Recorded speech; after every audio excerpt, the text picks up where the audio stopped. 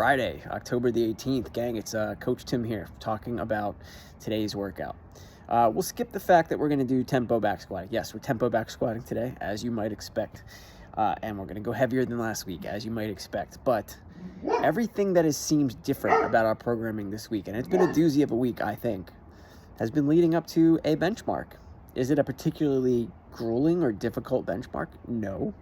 But people should treat benchmarks as benchmarks. And for that reason, even a simple benchmark, Fran is a good example, is not, it might not be super difficult on paper, but it's the fact that hundreds of thousands of gyms globally have done this workout before. You have all this data to compare it to. You have yourself to compare it to that makes a workout like this.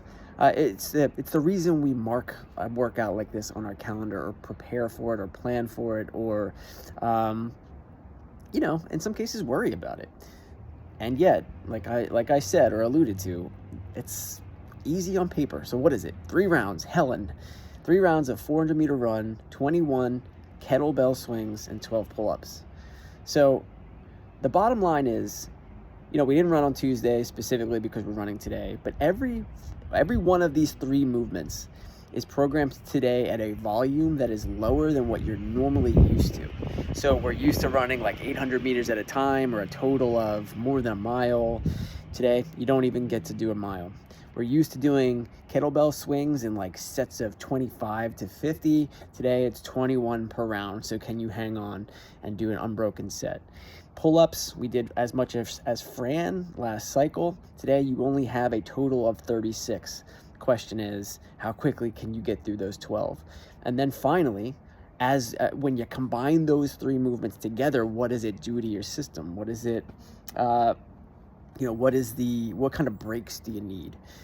Even if you could do all of those things in a vacuum, unbroken and fast, can you today in 3 rounds? Can you, under the conditions that we have for us? It might not be super cold, but it's definitely colder than the last time we did it.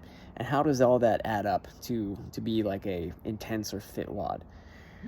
Well, I'll tell you this much. The only thing we have going for us today as far as like motivation is we are going to hold a 16-minute cap. So that's still a very generous or sort of conservative cap. And then outside of that, it's all about, well, did you do this one before? And if you did, what would you do differently? We did do this one in June, I believe it was June 21st of 2023. I specifically remember doing it around the time where we had the bad air conditions. Remember when the smoke was coming down from Canada? I remember doing it around that time last year, and I think the last time I did it was strict pull-ups, but not this week. This week I was able to do the kipping. So the question that you have to do is, with any benchmark, you first start with, have I done this before? If I did it before, did I make any notes? And if I made notes, did I leave myself some sort of data that I could use to figure out if I'm doing better this time? Any type of pacing suggestions, any type of how to break these movements up suggestions. And then if you haven't done it before, it's all about, how big of sets can I do on these movements? What would be fair for me to, how am I going to find my rest today? In a workout that, even though we do a lot of training for this kind of thing with built-in rest, this particular test, Helen, doesn't have built-in rest. So where am I going to find some rest? Where am I going to find some recovery time?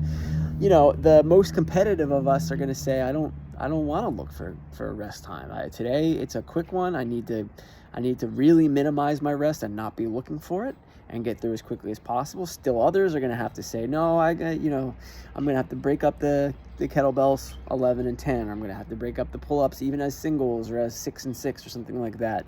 You're going to have to identify the places where that recovery time is going to come from. And everybody's going to be a little bit different. We really like this one for the simplicity of it, but your body won't say, hey, that was simple after it's all over. So we're looking forward to seeing how you guys do on this one. No pressure, but we will do it again. We, of course, will do this one again. It's one of the easiest ones to program for us. So enjoy, Helen.